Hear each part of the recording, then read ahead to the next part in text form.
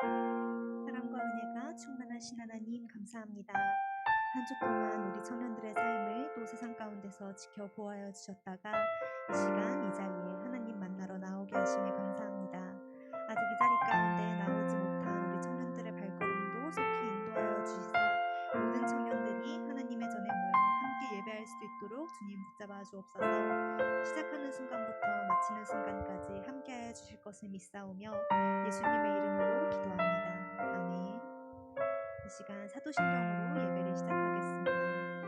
전능하사 천지를 만드신 하나님 아버지를 내가 믿사오며 그 외아들 우리 주 예수 그리스도를 믿사오니 이는 성령으로 잉태하사 동정녀 마리아에게 나시고 본디오 빌라도에게 고난을 받으사 십자가에 못 박혀 죽으시고 장사한 지 사흘 만에 죽은 자 가운데서 다시 살아나시며 하늘에 오르사 전능하신 하나님 우편에 앉아 계시다가 저리로서 산자와 죽은 자를 심판하러 오시리라.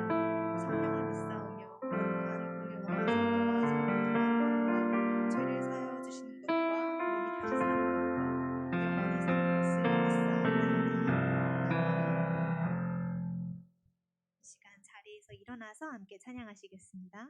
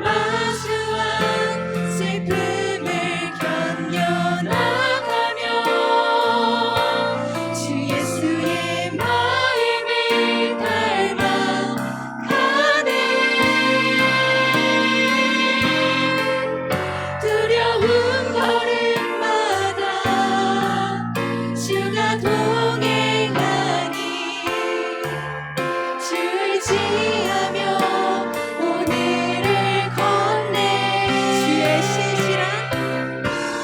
주의 신실한 소망을 깊이 담으며 주 예수의 풍요를 채워가네.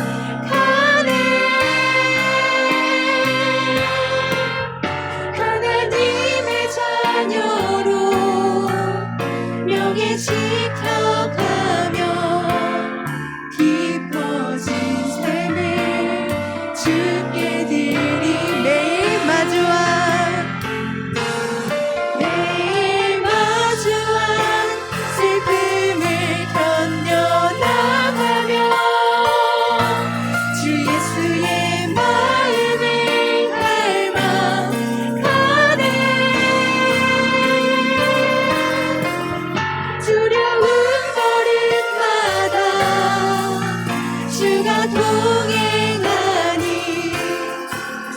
주 의지하며 오늘을 건네 주의 신실한 소망을 깊이 담으며 주 예수의 풍요를 채워가네. 하나님의 자녀로 명예 지켜가며 깊어진 삶을 주께 드리네. 겸손하고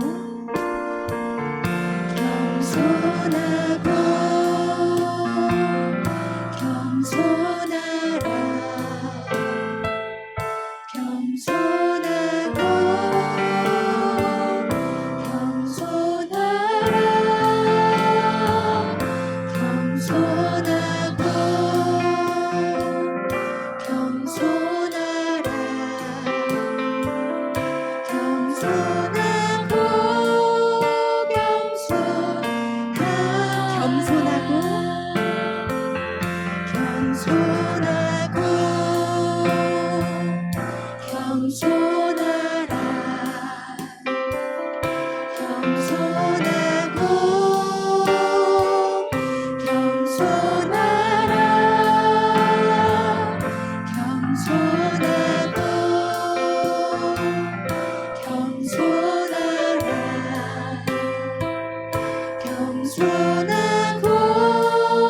겸손하라.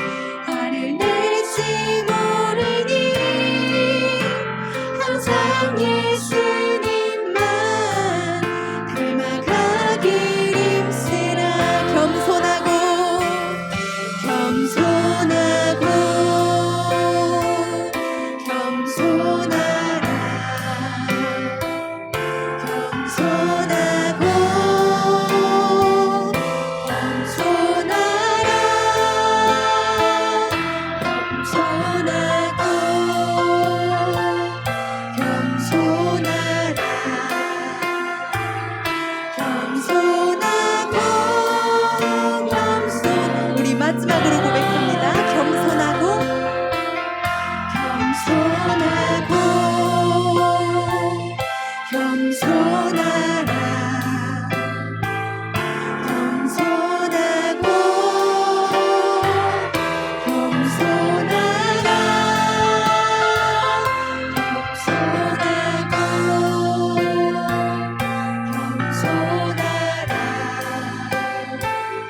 겸손하고 겸손하라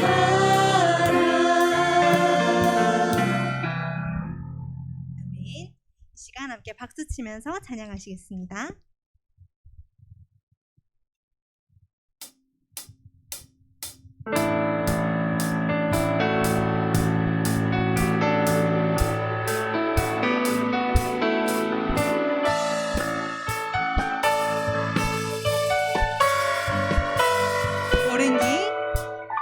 옳은 길 따르라 의의 길을 세계 만민이 의의 길 이 길 따라서 살기를 온 세계에 전하세 만 백성이 나갈 길 어둠 밤 지나서도 든나 환한 빛 보아라 저빛 주 예수의 나라 이 땅에 곧 오겠네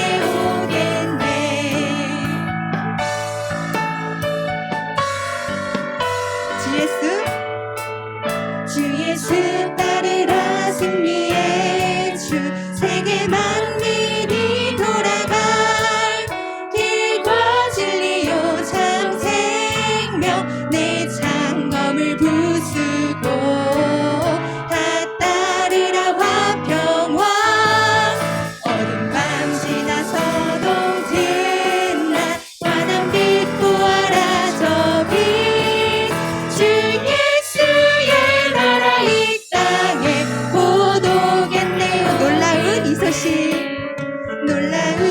소식 알리어라 세계 만민을 구하려 내 주 예수를 보내신 참 사랑의 하나님 만 백성이 따르길 어둠 밤 지나서도 든나 환한 빛 보아라 저빛 주 예수의 나라 이 땅에 곧 오겠네 고난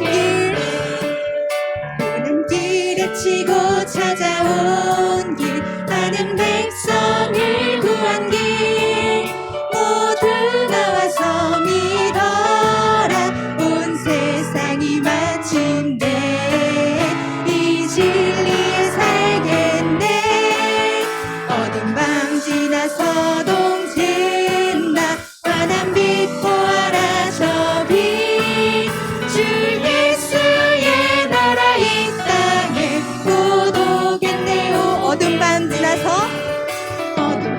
지나서도 든나 환한 빛 보아라 저빛 주 예수의 나라 이 땅에 곧 오겠네 주 예수의 나라 이 땅에 곧 오겠네 아멘. 이 시간 더욱 힘차게 박수 치면서 함께 찬양하시겠습니다.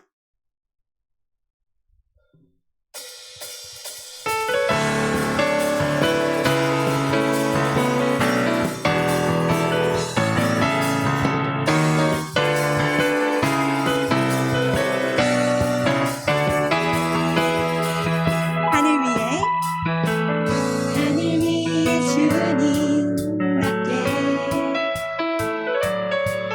내가 사모할 자 이 세상에 없네 내 맘과 힘은 내 맘과 힘은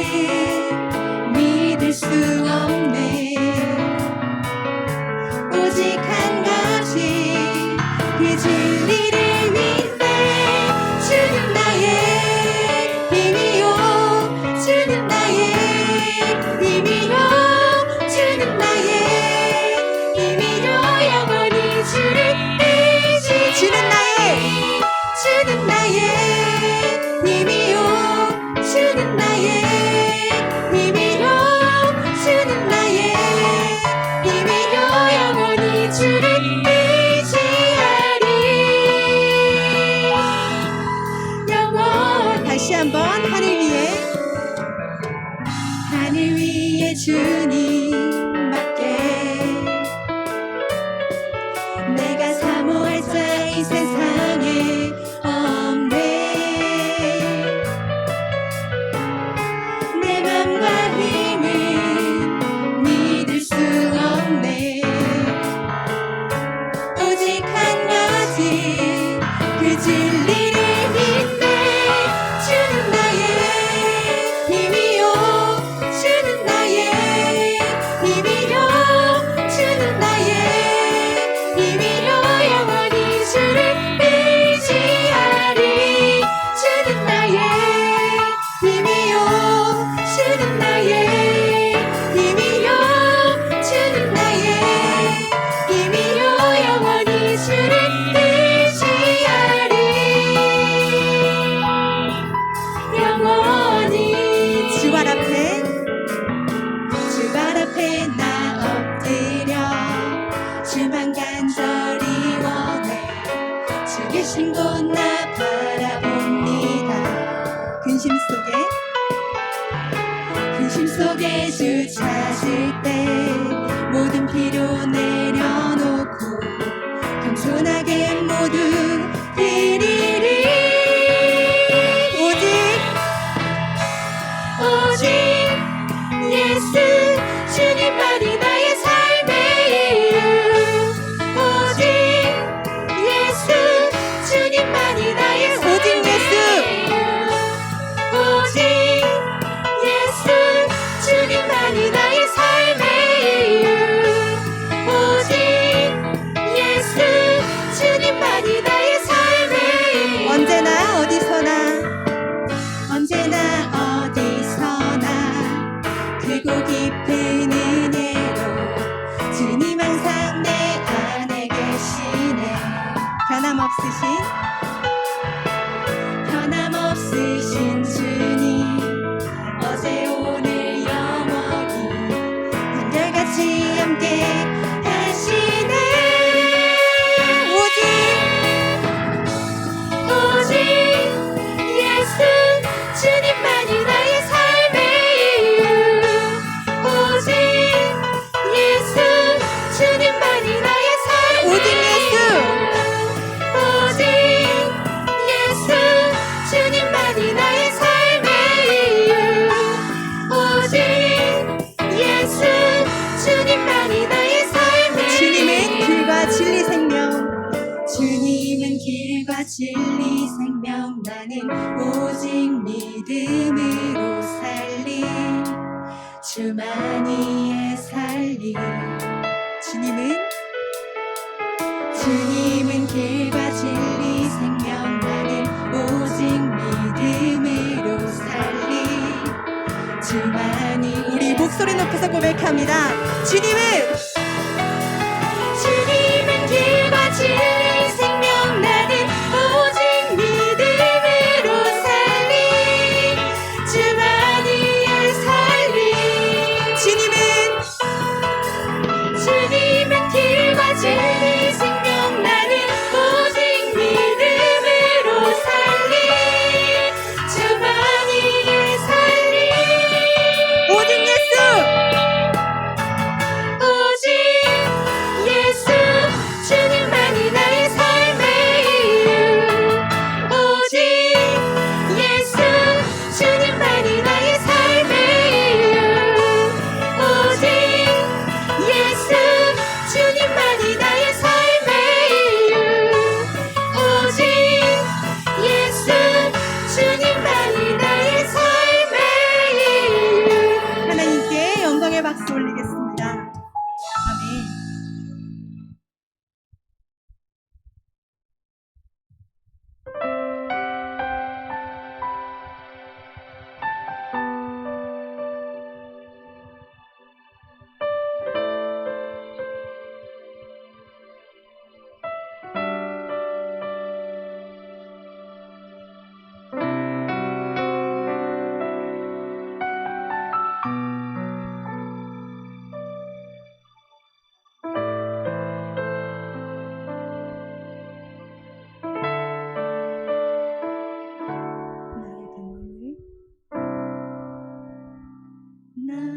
나의 방황은 주님께서 헤아리시고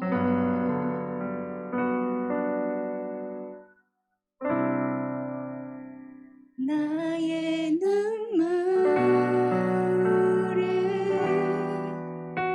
주의 병에 담으소서.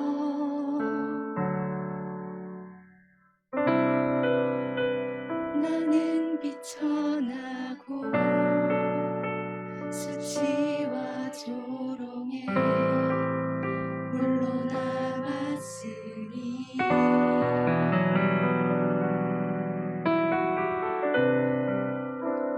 오 나의 하나님 수로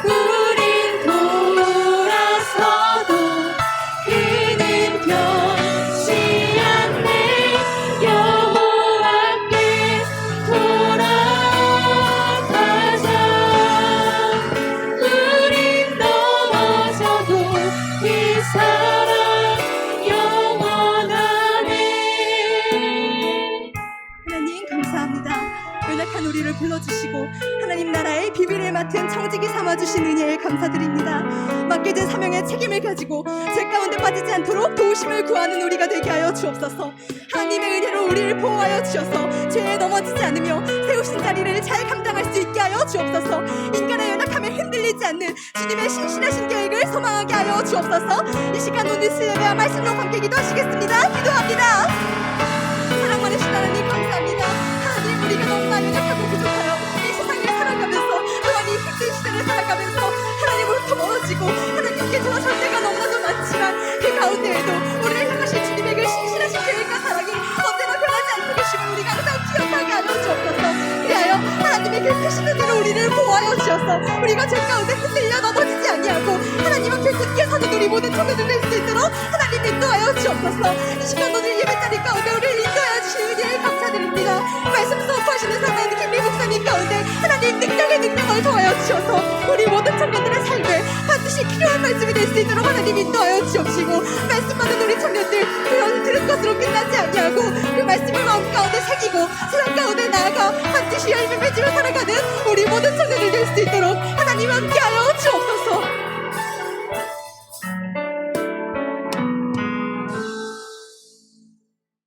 언제나 변함없으신 하나님, 오늘도 우리 기도원 청년부와 함께 하나님을 예배하게 하신 은혜를 감사합니다.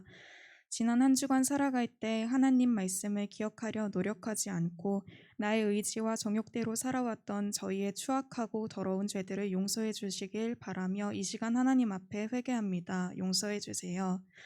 하나님, 이 세상을 살아가며 죄로 인해 시작된 우리가 헤아리지 못하는 많은 불의를 보고 듣습니다. 고장난 이 세상을 볼 때마다 하나님께 맡겨드리게 해주세요. 하나님께서 만드신 세상, 하나님께서 회복하실 것을 참고 믿고 바라고 견디며 모든 마음과 생각을 하나님께로 이어갈 수 있게 도와주세요. 사랑할 수 없을 때에 더 사랑하게 해주세요. 하나님을 찾지 않는 때에 더 하나님을 기억하게 해주세요. 하나님을 조금이라도 더 기억하고자 하나님을 찾아 나온 주의 청년들을 기억하여 주시사 이 시간 하나님의 위로와 평안이 우리 청년들 마음과 삶에 가득할 수 있게 해주세요. 이 시간 하나님만을 예배합니다. 우리가 하나님을 다시 기억하도록 강단 위에 세워주신 김일희 목사님, 오늘도 붙들어 주시고 목사님의 입술을 통해 살아있는 하나님의 말씀을 듣기만 하고 알기만 하고 끝내는 것이 아니라 삶으로 살아내게 도와주세요. 예배를 인도하고 돕는 모든 청년들과 부장님, 간사님, 또한 우리 모든 기도원 청년부에게 하나님의 넘치는 은혜가 함께할 줄 믿사오며 모든 것을 회복하실 능력의 예수님 이름으로 기도합니다. 아멘.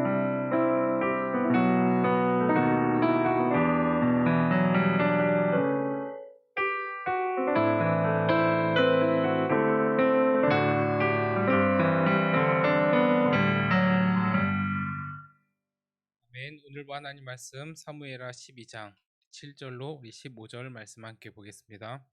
제가 가진 성경으로 구약 성경 480페이지에 있습니다. 사무엘하 12장 우리 7절로 15절 우리 다 찾으신 줄 알고 제가 한 절 여러분이 한 절 교독하고 우리 마지막 절 합독합니다.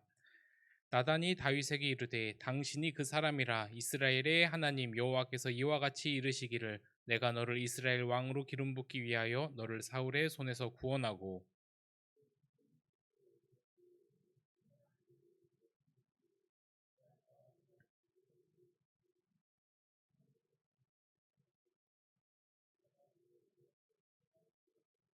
그러한데 어찌하여 내가 여호와의 말씀을 업신여기고 나 보기에 악을 행하였느냐. 내가 칼로 햇사람 우리아를 치되 암몬 자손의 칼로 죽이고 그의 아내를 빼앗아 내 아내로 삼았도다.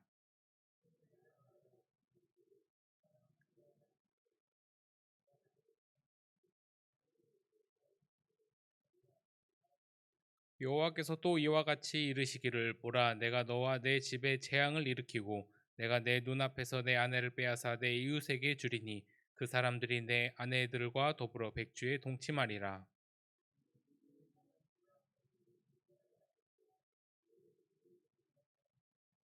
다윗이 나단에게 이르되 내가 여호와께 죄를 범하였노라 하매 나단이 다윗에게 말하되 여호와께서 당신의 죄를 사하셨나니 당신이 죽지 아니하려니와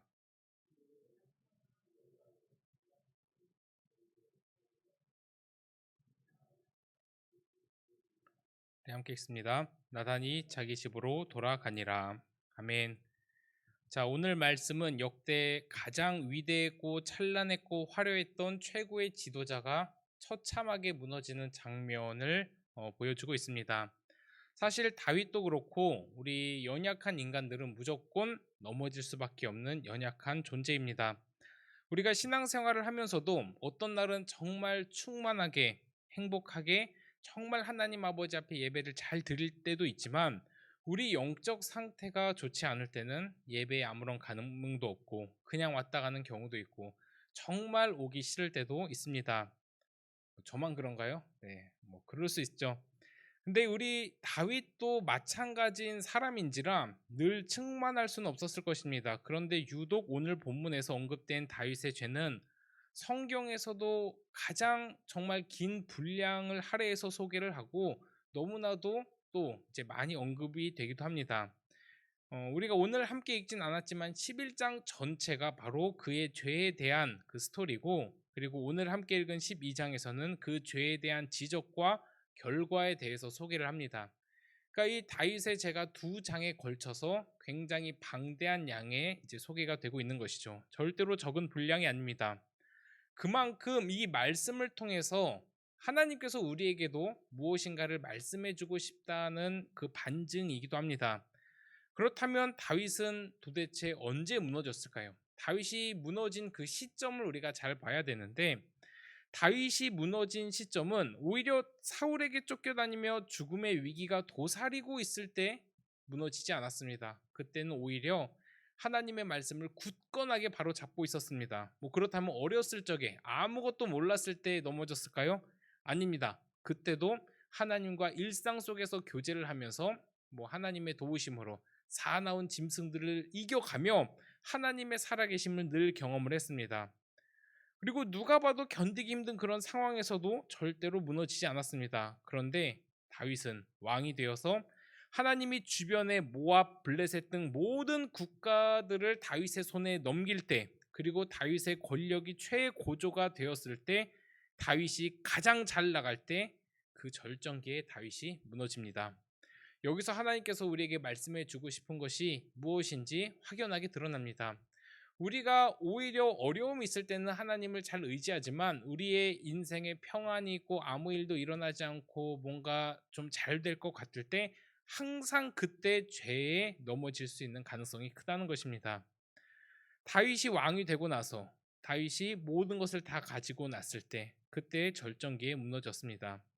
아무리 자신의 권력이 강하여졌다 한들, 그가 가진 것이 많다 한들, 그렇게 영적으로 완전하게 무너진 다윗의 모습은 그저 육체 덩어리에 불과했습니다. 심지어 조금 더 이제 강하게 이야기를 하면 그는 그냥 지금 고기 덩어리에 불과하다라고까지 표현을 할 수가 있습니다. 하나님께서 다윗을 정말 사랑하셨습니다. 다윗에게 모든 것을 다 허락하십니다. 그런데 그때 다윗은 참 그것을 잘 관리했어야 됐는데 넘어지고 맙니다. 사실 우리 인생도 마찬가지죠. 사람이 넘어질 때는 돈이 있고 시간이 있을 때라고 합니다. 돈이 없고 시간이 없을 때는 죄를 지을 어떤 가능성도 없고 시간도 없고 바쁘기 때문에 오히려 죄를 짓지 않는다고 합니다. 오히려 다윗처럼 죽음의 위기에서 어려울 때 더 하나님을 의지하는 경우가 많습니다. 내 몸이 건강하고 내가 자유로울 때는 하나님을 의지하지 않더니 내 몸에 제한이 생기고 내 몸에 가시가 생기고 내 가정에 어떤 문제가 생길 때 꼭 그때 하나님만을 의지하고 하나님을 찾는 경우가 많다는 것입니다. 그래서 우리가 정말 조심해야 될 때는 평안할 때입니다. 우리가 진짜로 눈에 불을 켜고 저 마귀의 공격에 이렇게 막 싸워야 될 때는 평안할 때라는 것입니다. 풍족할 때라는 것이죠. 내가 풍족하고 내가 모든 것을 다 가졌을 때, 그때가 왜 위험하냐면 그때는 굳이 하나님의 도우심이 없이도 잘 살아갈 수 있을 것만 같기 때문입니다. 그래서 평안할 때 참 우리가 조심해야 하는데, 지금 다윗이 누구보다 평안합니다. 우리 사무엘하 11장 2절 우리 앞에 띄워주시고 한번 같이 읽어보겠습니다. 사무엘하 11장 2절입니다. 자, 시작. 저녁 때에 다윗이 그의 침상에서 일어나 왕궁 옥상에서 거닐다가 그곳에서 보니 한 여인이 목욕을 하는데 심히 아름다워 보이는지라. 자, 여기서 보면 저녁 때에 다윗이 그의 침상에서 일어났다고 합니다. 저녁 때에 침상에서 일어났다는 것은 무엇을 의미할까요? 저녁까지 낮잠을 잤다는 뜻입니다.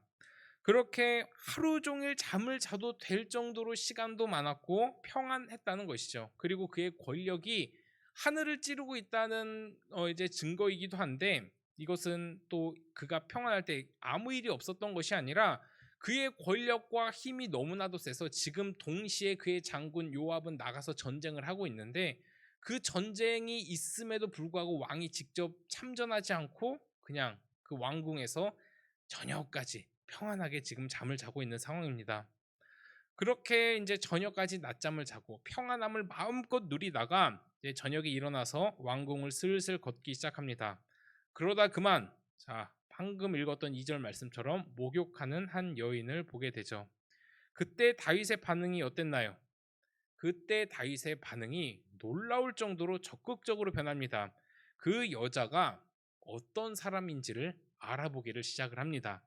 이 모습은 이 요셉과의 모습과 굉장히 좀 대조를 이루고 있는 성경의 좀 구조죠. 다윗은 의도치 않게 목욕하는 장면을 봤는데 적극적으로 죄에 참여를 합니다. 근데 요셉은 어떠죠? 적극적으로 죄가 자신을 유혹을 합니다. 이 보디발의 아내가 날마다 나와 동침하자라고 하면서 막 옷을 잡아 끌면서 그렇게 유혹을 합니다. 그렇게 적극적으로 죄가 다가왔지만 요셉은 그 자리를 피합니다. 앞뒤가 완전히 바뀌었죠. 근데 다윗은 적극적으로 그 자리를 이제 만들어 버립니다.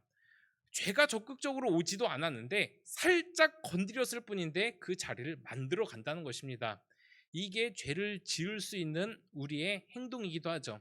죄에 대한 자극과 반응은 누구에게나 다 올 수 있습니다. 뭐 제가 여러 번 이야기했던 것이긴 한데, 내 머리 위에 새가 똥을 싸는 것은 뭐 어떻게 막을 수가 없습니다. 새가 똥을 싸면 아이 지저분해하고 닦아버리거나 머리를 감으면 됩니다. 그런데 새가 머리 위에 둥지를 트는 것은 막을 수 있죠. 새가 똥을 싸는 거는 막을 수 없어도 둥지를 트는 거는 막을 수 있습니다. 그런데 지금 다윗은 둥지를 트는 것뿐만이 아니라 지금 집을 지어 가고 있습니다. 아예 그 자리를 이제 적극적으로 만들어 가는 것이죠. 그래서 사실 우리에게도 살면서 이런 죄악과 유혹과 어떤 이런 이제 큰 생각에 대한 어떤 그런 공격들이 올 수밖에 없습니다. 왜냐하면 마귀는 우리의 마음과 생각을 공격하기 때문이죠. 그래서 우리의 마음에, 우리의 생각에 더럽고 추악하고 이기적이고 탐욕적인 생각들이 들어갈 때 우리는 아유, 내가 왜 그런 생각을 했을까 하고 나를 죄책하는 것보다 아유, 또 새똥 맞았네 라고 하면서 머리를 감고 하나님 앞에 와서 정결하게 다시금 일어나면 되는 것인데, 그러지 않는 게 또 문제다라는 것이죠. 우리도 살면서 유혹과 제약이 올 수가 있는데, 그런데 그것을 대적하고 대항하고 싸우려고 하면 사실 다 넘어질 수밖에 없습니다. 우리가 연약하다는 것을 인정을 해야 돼요. 그래서 아예 그 자리를 만들지를 말든가, 그 자리를 생겼으면 피하든가 해야 되죠. 내가 뭐 혼자 있는 시간, 범죄를 저지를 만한 기회가 있는 시간을 아예 차단하고 만들지 않는 게 지혜입니다. 요셉도 그걸 알았기 때문에 옷을 집어 던지고 도망을 가고 그 자리를 피해 버린 것이죠. 알고 피한 것이죠. 그런데 다윗은 적극적으로 행동을 합니다. 이게 죄에 대한 자극이 똑같이 왔습니다. 오히려 다윗에게는 작게 왔어요. 톡 건드렸어요.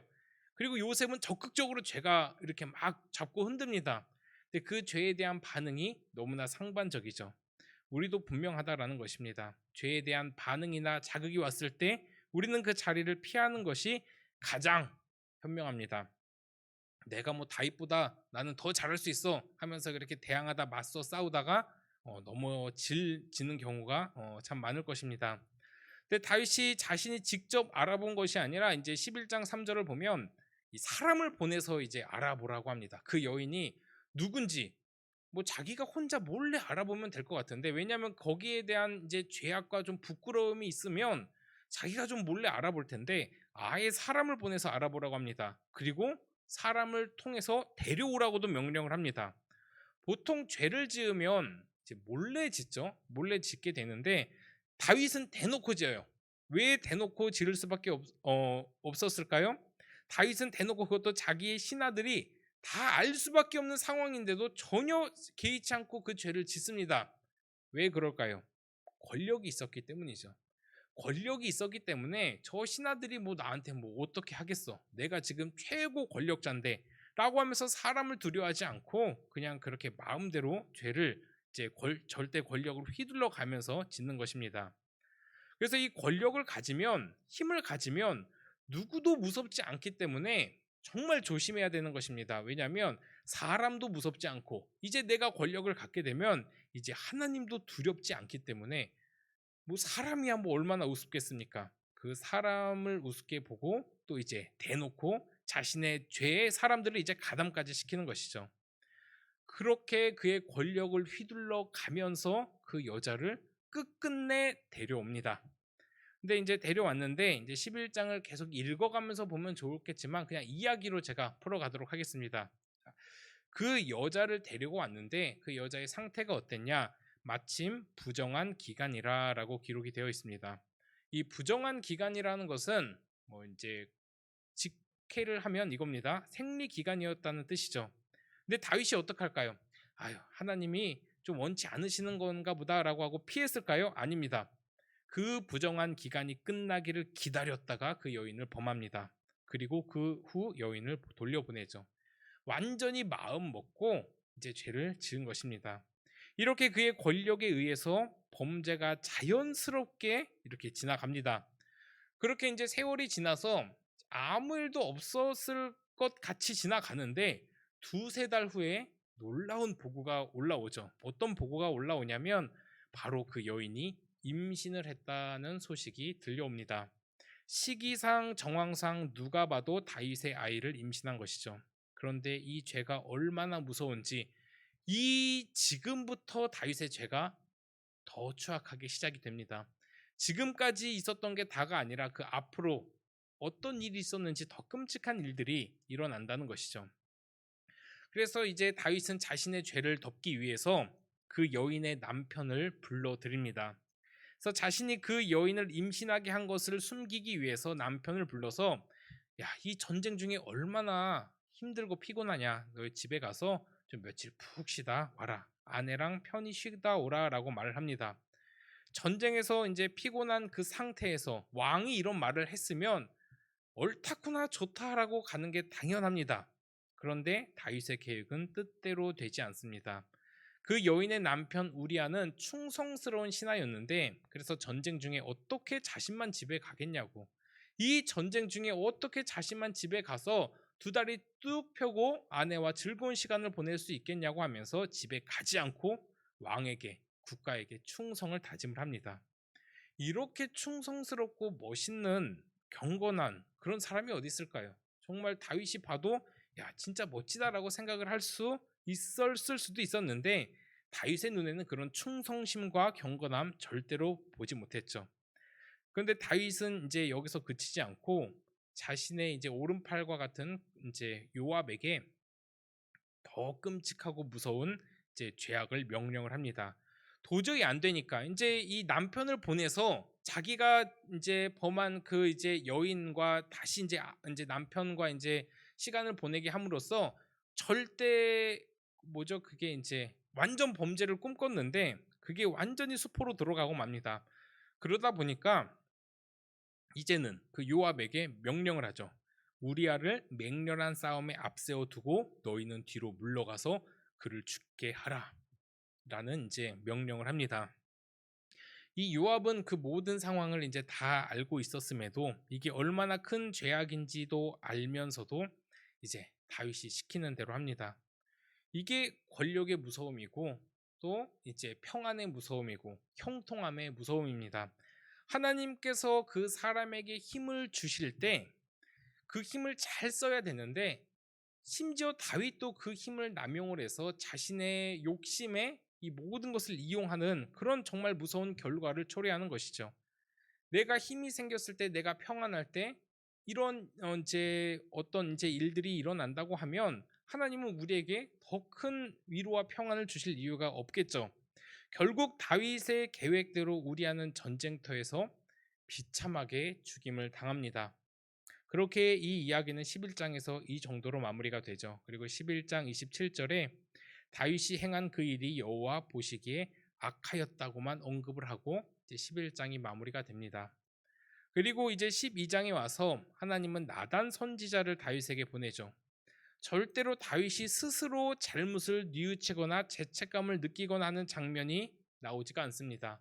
심지어 나단이 찾아갔을 때도 왜 찾아오셨어요? 라고 이렇게 할 정도로 자신이 어떤 죄를 지었는지도 지금 망각하고 있다는 것이죠. 오히려 이제 다윗은 평안을 유지하면서 잘 지내고 있습니다. 그렇게 끔찍한 살인죄와 간음죄를 범하고 나서도 평안함을 유지하면서 잘 지내고 있었다라는 것이죠. 근데 하나님께서는 그 죄를 깨닫게 하시려고 이제 선지자를 보내서 이제 나단을 보내는 그 장면부터 나오는데, 이제 우리아는 죽었어요. 그러니까 이제 뭐 어쩔 수 없구나라고 하면서 이제 자신이 처음에 이제 부적절한 관계를 맺었던 그 우리아의 아내 밧세바를 이제 정식 아내로 삼습니다. 그리고 그 후에 이제 다윗과 그 밧세바의 사이에서 그 부적절한 관계에서 태어난 이제 아이도 이제 자라나고 있습니다. 근데 그때 다윗이 이제 나단에게 이제 나단이 다윗을 찾아가서 이렇게 이야기합니다.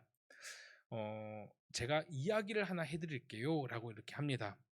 그러니까 이제 나단을 보고 놀랬던 이유는 이제 전혀 자신의 죄를 지금 인식하지 않았다는 그런 것을 잘 보고 이제 넘어가야 됩니다. 그리고 이제 나단이 와서 왕에게 제가 한 이야기를 하겠는데 왕이 어떻게 생각하는지를 좀 말해주세요라고 하면서 한 이야기를 시작을 하는데, 그 이야기가 이렇습니다. 어느 마을에 두 사람이 살고 있는데 한 사람은 부자였고 한 사람은 이제 가난한 사람이었습니다. 그런데 부자에게는 소도 많고 양도 많고 재산도 너무나 많았는데, 반면에 가난한 자는 정말 애지중지 키우는 양 한 마리가 있었습니다. 딱 한 마리가 있었는데, 그러던 어느 날 그 부잣집에 나그네가 찾아왔습니다. 그런데 부자는 자기 짐승이 아까워서 소도 많고 양도 많고 재산도 많았는데 자기의 그 재산이 너무나도 아까워서 그 나그네에게 어떤 행동을 하냐면 그 딱 한 마리밖에 없는 그 가난한 자의 양을 빼앗아다가 나그네에게 대접을 합니다. 이 이야기를 하고 나서 왕은 어떻게 생각하느냐고 묻습니다. 근데 이 비유를 우리도 이해를 해야 되는데, 뭐 표면적으로 이해하는 것이 아니라 나그네가 무엇을 상징하는지만 알면 돼요. 나그네는 죄입니다. 그리고 부자는 다윗을 상징하는 비유입니다. 그래서 이 부자에게, 다윗에게는 소도 많고 양도 많고 재산도 많았는데 어느 날 나그네가, 죄가 찾아옵니다. 그런데 그 죄를 너무나도 잘 대접하는 그런 모습, 정확하게 다윗을 지적하는 이야기를 한 것이죠. 근데 이 이야기를 들은 다윗의 반응은 이거 내 이야기인가? 라고 이렇게 생각지도 못하고 5절을 보면 노하여서 나단에게 그런 놈은 하나님의 살아계심을 두고 맹세하는데 반드시 죽어야 된다고 하면서 화를 냅니다. 누가 봐도 굉장히 나쁜 사람이잖아요. 나 지금 다 가지고 있는데 저 가난한 사람 딱 애지중지 키우고 있는 그 양 한 마리를 빼앗아 가지고 자기의 나그네한테 이렇게 대접을 했으니까 얼마나 치사하고 나쁜 사람이에요. 그러니까 다윗도 화가 납니다. 막 화가 나서 그 나단의 이야기에 완전히 몰입해서 막 이렇게 씩씩거리는데 아직도 자신의 이야기인 줄 모릅니다. 그때 나단은 다윗에게 뭐라고 이야기를 하죠? 당신이 그 사람입니다 라고 이렇게 말을 합니다. 당신이 그 사람이라, 오늘 설교의 제목처럼 그렇게 이야기를 하죠. 이 말을 조금 더 풀어서 이야기를 한다면 당신이 죽어야 된다고 말한 그 사람이 당신이라는 것이죠. 실제로 이런 간음죄와 살인죄를 함께 지었으면 이 당시의 법에도 죽어야 마땅하고 하나님의 입장에서도 죽을 죄를 지은 것이 맞습니다. 근데 이 말을 듣고 나서야 다윗은 깨닫습니다. 다윗은 이제야 완전히 자신의 죄를 깨닫죠. 우리 12장 9절 한번 같이 읽어보도록 하겠습니다. 우리 사무엘하 12장 9절입니다. 시작. 그러한데 어찌하여 내가 여호와의 말씀을 업신여기고 나보기 악을 행하였느냐? 내가 칼로 햇사람 우리아를 치되 암몬 자손의 칼로 죽이고 그의 아내를 빼앗아 내 아내로 삼았도다. 자, 여기서 이제 다윗이 이렇게 넘어진 원인이 언급을 됩니다. 이제 다윗이 죄를 지은 건 맞는데 왜 네가 죄를 지었는지를 딱 한마디로 언급을 하는데 무엇이냐면 바로 이거죠. 어찌하여 내가 여호와의 말씀을 업신여기고입니다. 여호와의 말씀을 업신여겼다. 즉 하나님의 말씀을 업신여겼기 때문에 죄를 지을 수밖에 없었다라는 것입니다. 우리가 죄를 짓는 이유가 무엇이냐면 그 죄에 대한 경각심이 없는 이유가 무엇이냐면 하나님의 말씀을 업신여기기 때문이죠. 하나님의 말씀에 대한 인식과 자각과 순종함의 어떤 그런 것이 없기 때문에 하나님의 말씀이 우습기 때문에 죄를 짓는 것이죠. 실제 사울도 똑같이 하나님의 말씀을 업신여겼습니다. 죄의 원인은 정확하게 하나님의 말씀을 업신여길 때, 그 하나님의 말씀을 무시할 때 일어납니다. 그런데 이 다윗은 용서를 받죠. 하나님 앞에. 결국엔 하나님 앞에 용서를 받는데 사울은 용서받지 못해요. 근데 이 결정적인 이유가 무엇일까요?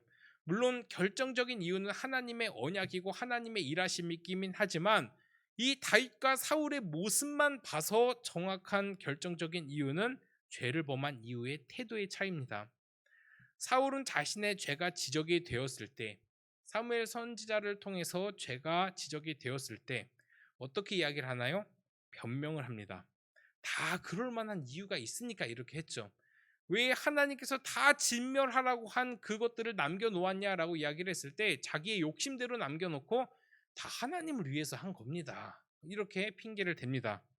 그런데 다윗은 변명하지 않고 그 전까지는 깨닫지 못했을지라도 그 전까지는 정말 그가 정말 육체 덩어리에 불과한 죄인이었을지는 모르겠지만 그 죄가 지적당하고 난 뒤에 다윗은 변명하지 않고 자신이 죄를 지었음을 바로 인정을 합니다.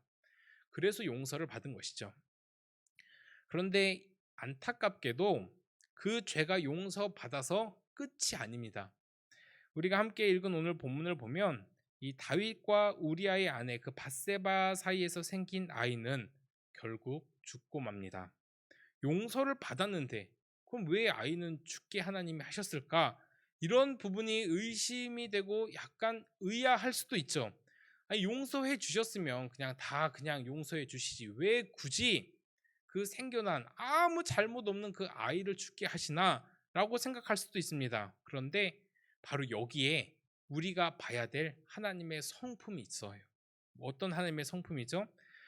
공의의 하나님과 사랑의 하나님의 조화입니다. 하나님은 우리가 죄를 자백하고 용서를 구하면 언제든지 항상 용서해 주십니다. 우리가 어떠한 죄를 짓더라도 하나님 앞에 나오면 다 용서해 주세요. 그런데 중요한 건 무엇이냐면 반드시 그 죄에는 대가가 지불된다라는 거예요.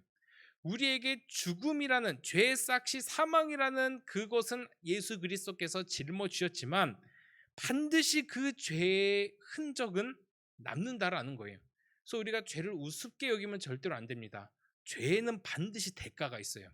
그 죽음의 대가는 우리 예수님께서 치러 주셨고 다 이렇게 짊어지고 가셨을지는 모르겠지만 하나님의 성품 중에 정말 중요한 게 뭐예요? 사랑과 공의의 조화라고 이야기를 했는데 하나님은 그 죄를 용서해 주실 때 야, 내가 용서해 줄게. 그냥 없었던 걸로 하자라고 하지 않으신다라는 거예요.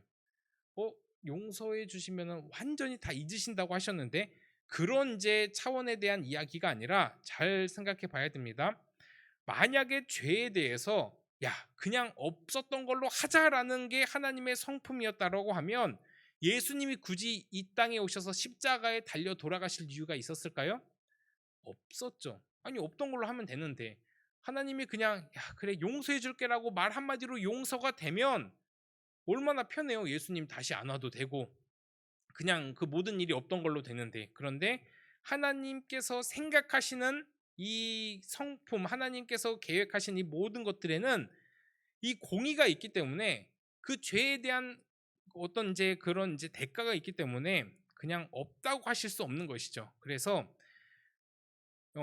그 죄에 대해서는 항상 흔적이 있고 대가가 있다라는 거예요. 그래서 다윗도 그 죄에 대해서 하나님이 용서해 주시고 죽이시지는 않으시고 구원은 해 주셨지만 그 죄에 대한 대가는 온전하게 치르게 하십니다.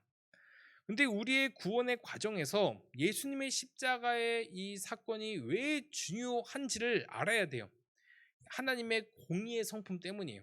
이 예수님의 십자가의 사건이 있었기 때문에 우리가 하나님의 성품을 더 잘 이해할 수가 있었던 것이죠. 예수님이 이 땅에 오신 이유, 바로 하나님의 공의, 반드시 그 죄에 대한 대가가 지불돼야 된다라는 것입니다. 죄에 대한 그 대가가 지불돼야 된다.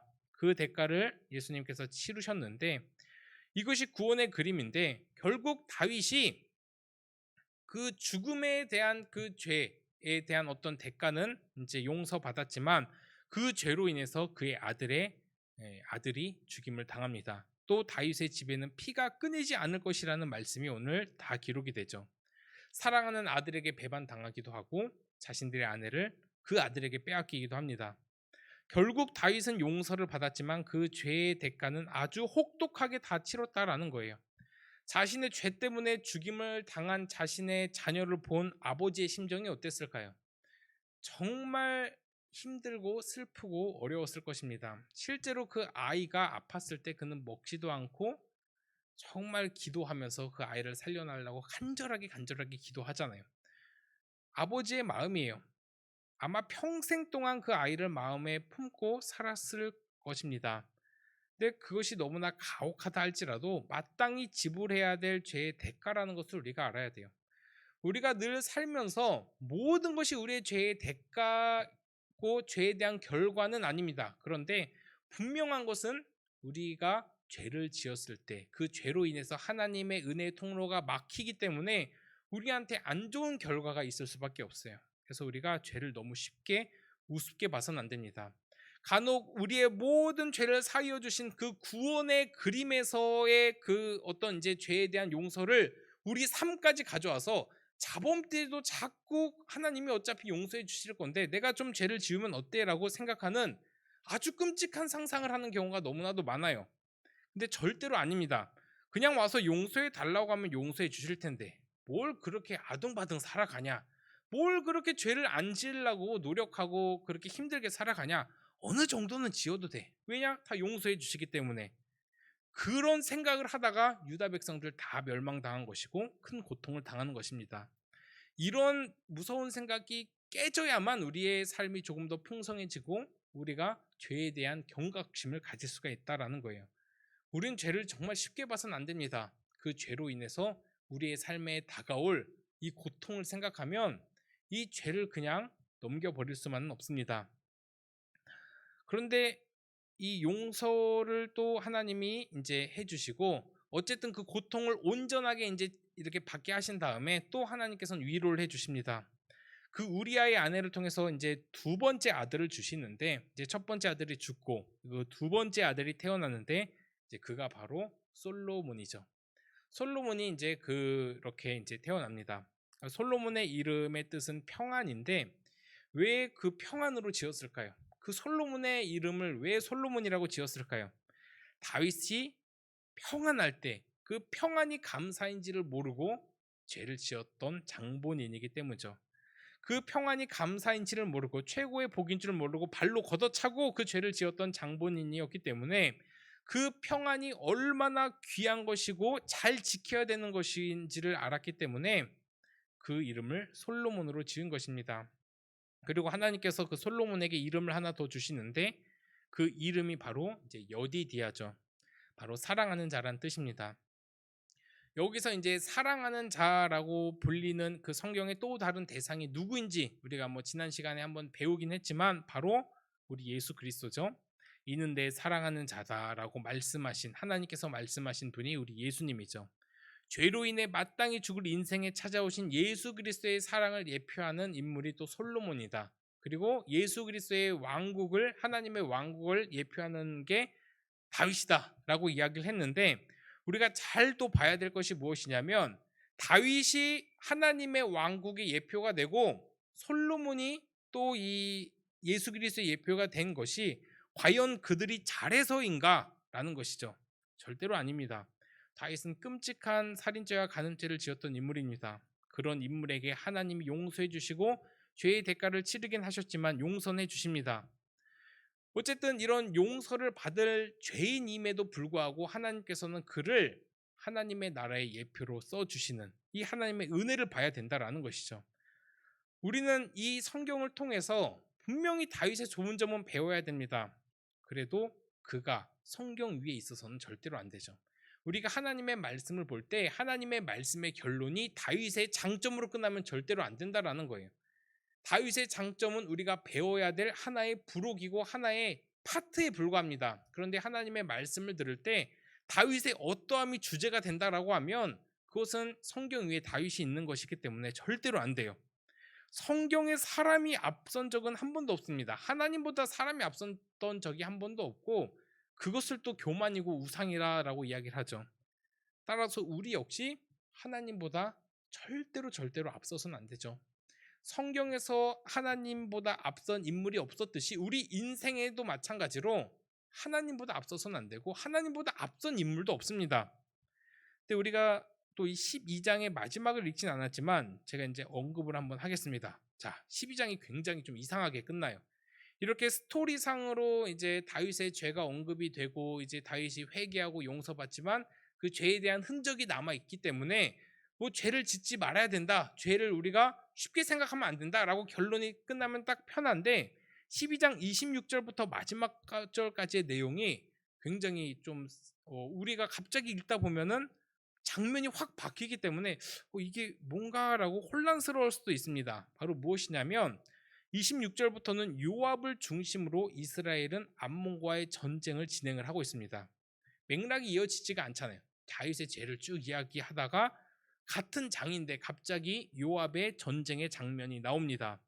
그래서 갑자기 다른 장면으로 바뀌는 것 같아서 어색해 보일 수도 있는데 그런데 이것은 갑자기 나온 것처럼 보이지만 초반에 언급했던 것처럼 동시에 일어나고 있는 장면입니다. 그러니까 동시에 일어나고 있는 일이라는 거예요.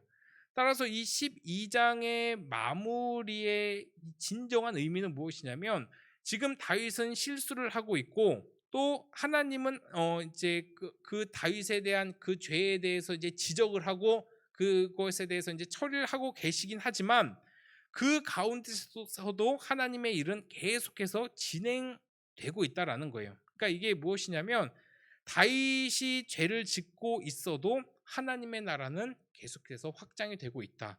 즉 우리의 연약함에도 불구하고 하나님의 나라는 계속 확장이 된다라는 거예요.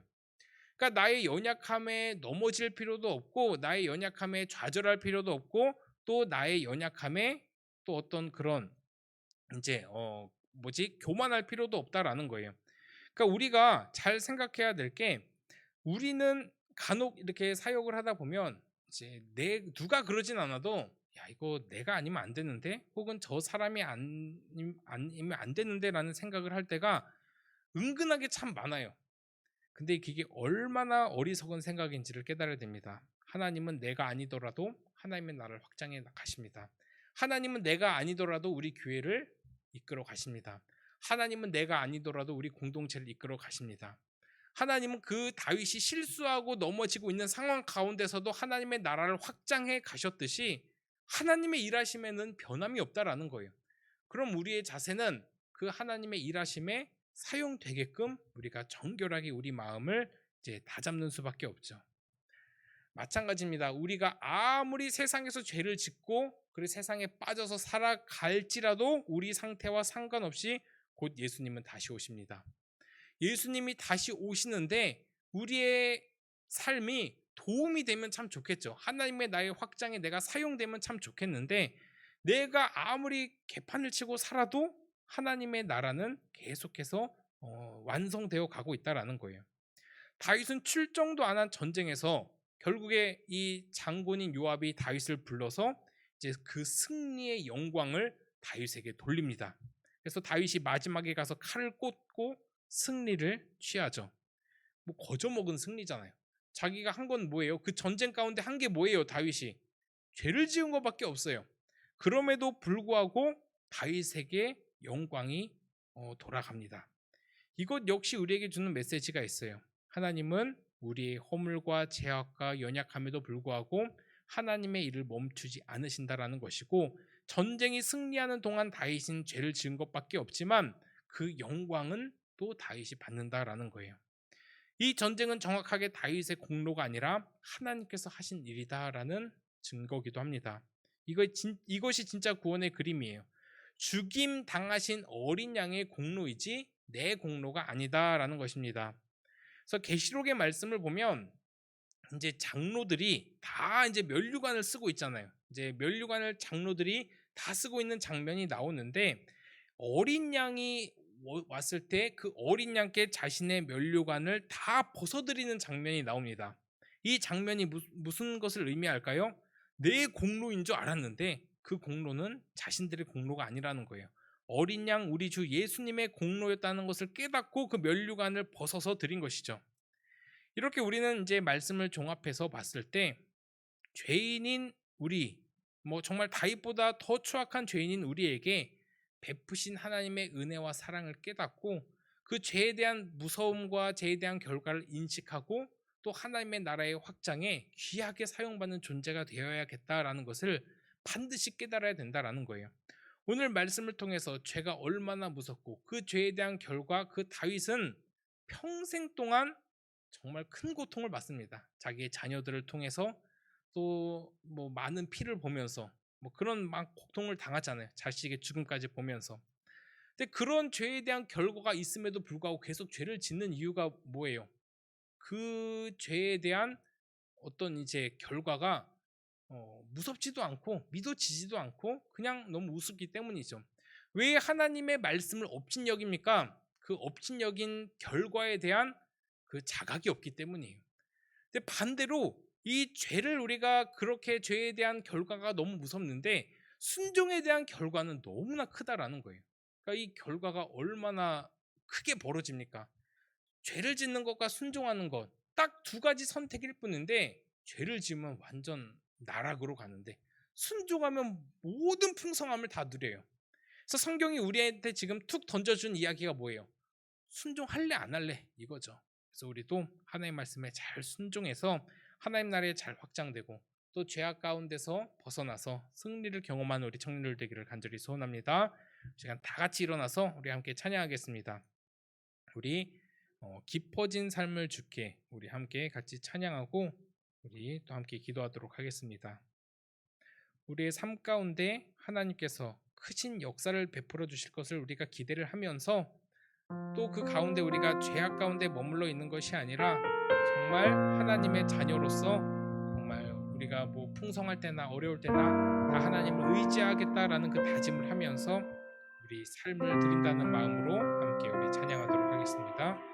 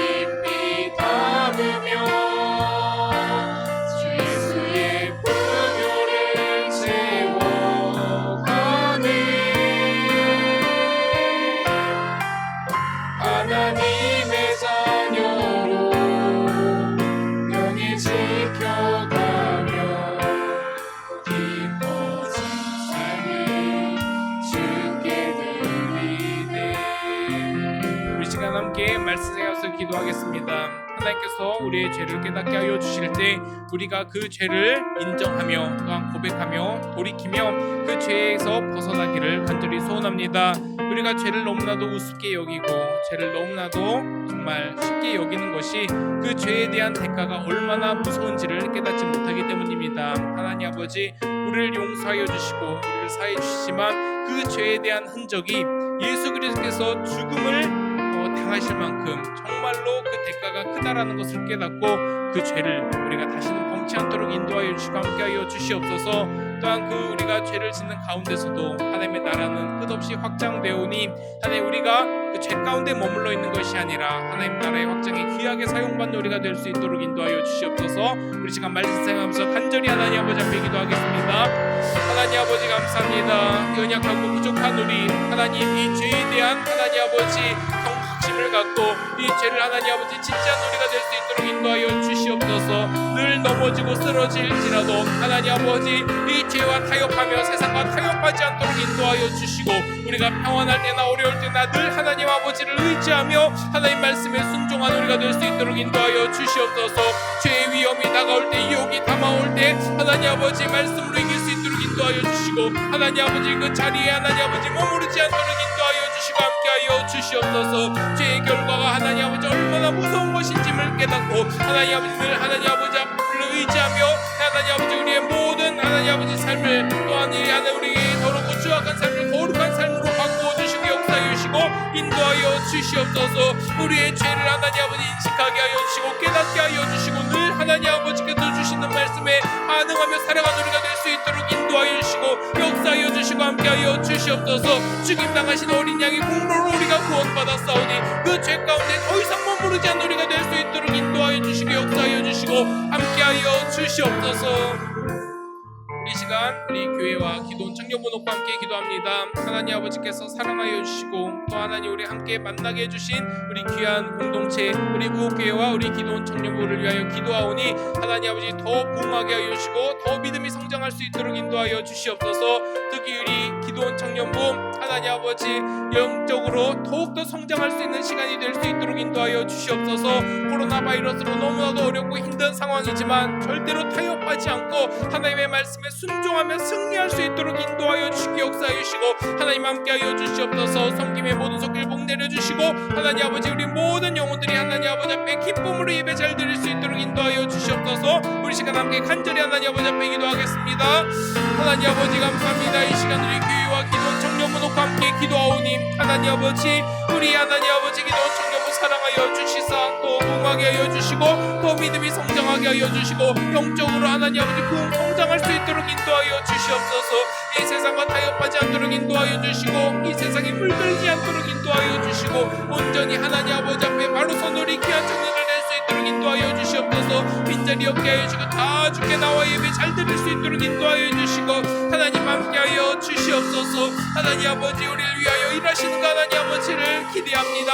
우리 기도원 청년부를 위하여 하나님 아버지 일하실 하나님을 기대하오니 하나님 더욱더 하나님 아버지께서 함께하여 주시고 지켜 보호하여 주시고 날마다 구원받는 자 늘어나게 하여 주시고 믿는 자들 늘어나게 하여 주시옵소서. 우리 믿음도 성장하게 하여 주시고 이곳에서 함께 섬기는 모든 손길에 복 내려주시다 지치지 않도록 하나님 아버지 다 잘 섬길 수 있도록 인도하여 주시고 함께하여 주시옵소서. 이 시간 마지막으로 함께 간절히 기도합니다. 하나님 우리의 기도 제목이 있습니다. 하나님께서 들어 응답하여 주시고 우리가 하나님 아버지 앞에 늘 아뢰며 하나님 아버지 앞에 응답받을 수 있도록 인도하여 주시옵소서. 가정의 문제 또 하나님 아버지 우리 또 학업의 문제 직장의 모든 문제들 하나님 아버지 앞에 내려놓고 하나님 기도할 수 있도록 인도하여 주시옵소서. 또한 죄를 자복하게 하여 주시고 감사가 회복되게 하여 주시고 중보의 기도가 또한 회복될 수 있도록 인도하여 주시옵소서. 우리 시간 마지막으로 간절히 하나님 아버지 앞에 기도합니다. 하나님 아버지 이 시간 우리 함께 모여 기도하게 하여 주시면 감사합니다. 우리 하나님 아버지 우리의 무뎌진 이 마음들을 하나님 아버지 고쳐주시고 하나님 아버지 앞에 더욱더 민감할 수 있도록 인도하여 주시고 함께하여 주시옵소서. 늘 하나님 아버지와 동행하며 살아가는 우리가 되게 하여 주시고 이 어려운 삶 가운데 하나님 아버지 우리 늘 하나님 아버지를 의지하며 살아갈 수 있도록 주여 하나님 아버지 역사하여 주시고 함께하여 주시옵소서. 주여 하나님 아버지 우리의 가정과 우리 하나님 아버지 또한 우리 모든 문제들 하나님 아버지께서 해결하여 주시고 또 우리 학업에 지혜를 허락하여 주시고 직장에서 또 하나님 아버지 인정받게 해주시고 모든 문제 주시옵소서. 우리 기도원 청년부 기억하여 주시고 하나님 아버지 앞에 더 기도하게 하여 주시고 또 하나님 아버지 앞에 간구하게 하여 주시고 감사가 회복되게 하여 주시고 회개의 영이 하나님 아버지 임하게 하여 주시고 늘 하나님 아버지 찾으며 하나님 의지하며 살아갈 수 있도록 주여 하나님 아버지 역사하여 주시고 인도하여 주시고 함께하여 주시옵소서. 하나님 아버지 감사합니다. 우리 모든 기도 다 들어응답하여 주시고 더 하나님을 찾고 더 하나님 아버지 앞에 기도하는 우리가 될 수 있도록 인도하여 주시옵소서. 예수 그리스도의 이름으로 기도합나이다. 아멘. 이 시간 찬양하면서 준비한 예물 드리도록 하겠습니다.